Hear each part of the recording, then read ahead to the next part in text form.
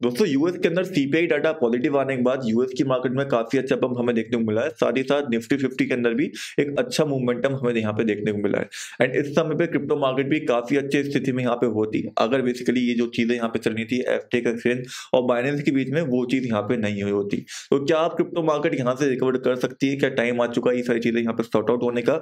आइए उसको समझते हैं और साथ ही यहाँ पे बात करेंगे उन लोगों के बारे में भी जो समझ रहे हैं कि ये एड हो चुका है क्रिप्टो का, क्या बॉटम रह सकता है, वो भी हम थोड़ा यहाँ पे जानने की कोशिश करेंगे। साथ ही साथ बिटकॉइन का क्या अभी और इन्फ्लो हमें देखने को मिला है वो आपके साथ मैं यहाँ डिस्कस करूंगा। और दो तीन चीजें मैं आपके साथ शेयर करूंगा, एक मैटिक कॉइन की, एक बीएनबी के लेवल्स, साथ ही साथ यहाँ पे बिटकॉइन के लेवल्स और यूएसडीटी के भी बात करेंगे। यूएसडीटी का डीपैक बेसिकली क्या यहाँ पे हुआ था, बहुत सारी चीजें आज डिस्कस करेंगे। तो लास्ट तक देखिएगा वीडियो को, पसंद आती है लाइक शेयर सब्सक्राइब कर सकते हो।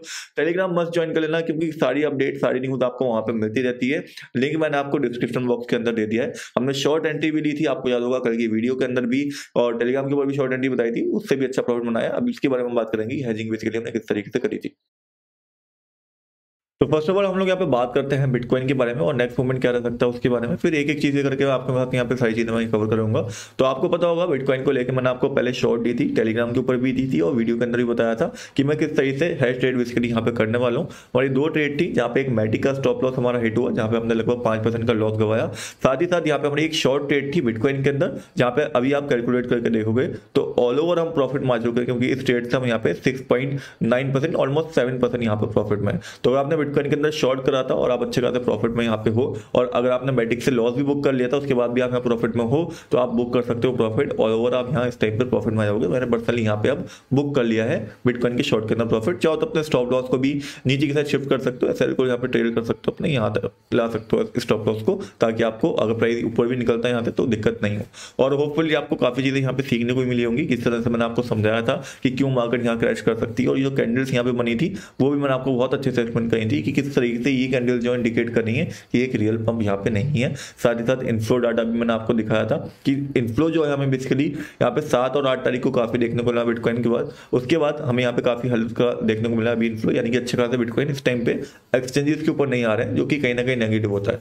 तो 8-9 तारीख में हमारे पास इतना ज्यादा डाटा नहीं है। अगर 8 तारीख का देखोगे और 7 तारीख का देखोगे तो बहुत ज्यादा बिटकॉइन आए थे एक्सचेंजेस के ऊपर, बट 9-10 तारीख में अभी यहाँ पे इतना ज्यादा एक्सचेंजेस के ऊपर बिटकॉइन नहीं आया। अगर कोई डाटा यहाँ पे निकल के आएगा तो डेफिनेटली मैं आपके साथ शेयर करूंगा। नेक्स्ट यहाँ पे हम बात करें बिटकॉइन के बारे में, नेक्स्ट मूवमेंट क्या हमें देखने को मिल सकता है इस समय पे।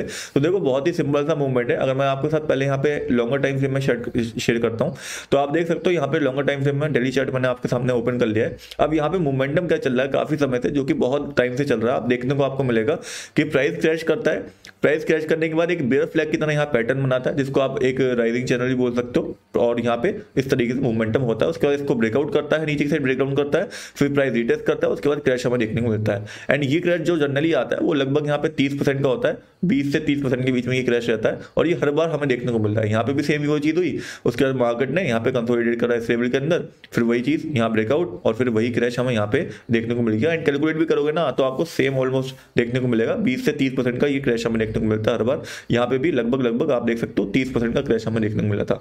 देन अगेन फिर वही चीज यहाँ पे होती है, यहाँ पे फिर से उसी तरीके से पैटर्न बनता है, फिर से एक राइजिंग चैनल बनता है, ब्रेकआउट होता है, यहाँ पे क्रैश आना स्टार्ट हो जाता है। और अभी भी आप देखोगे तो सेम वही चीज हमें होती हुई दिखी ऑलमोस्ट। मैं इसको आपको जूम आउट करके दिखाऊं, यहाँ पे फिर वही राइजिंग चैनल बनना, जिसको आप यहाँ पे बियर फ्लैग भी मान सकते हो। उसके बाद ब्रेकआउट आया और क्रैश आ चुका है।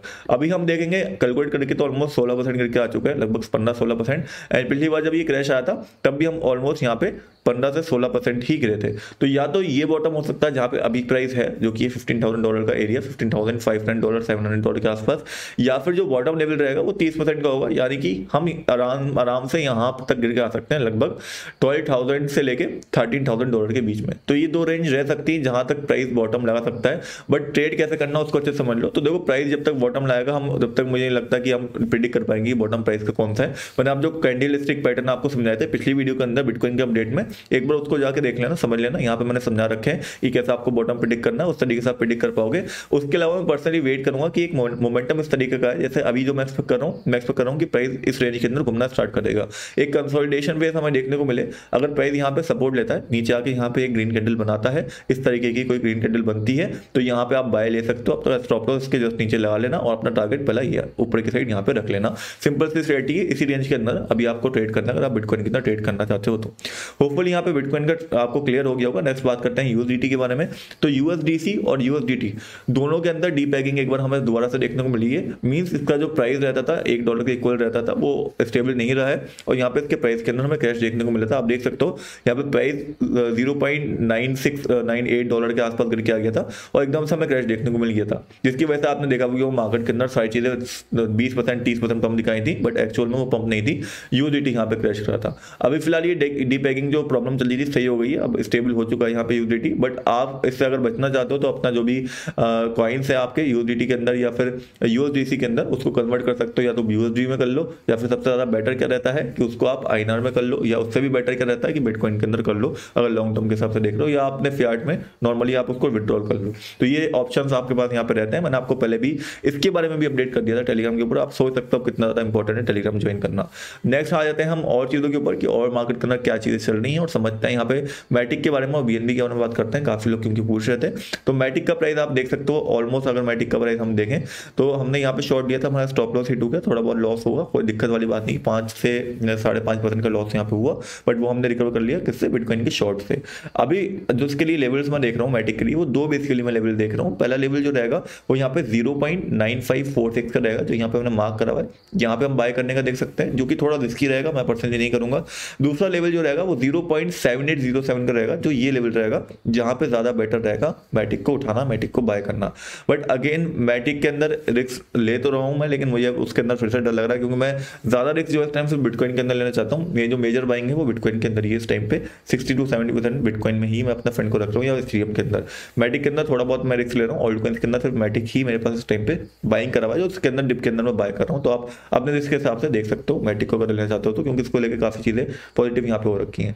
नेक्स्ट बात करें बीएनबी के बारे में। तो बीएनबी को अगर आप बाय करना चाहते हो तो एटलीस्ट आपको $258 का लेवल देखना चाहिए मेरे हिसाब से, उसके ऊपर बाय करना कोई मैटर यहाँ पे नहीं बनता है मेरे हिसाब से। एक रेंज मूवमेंट ही मैटिक इसके अंदर भी हम एक्सपेक्ट करेंगे, जो कि इस रेंज के अंदर हमें देखने को मिलेगा।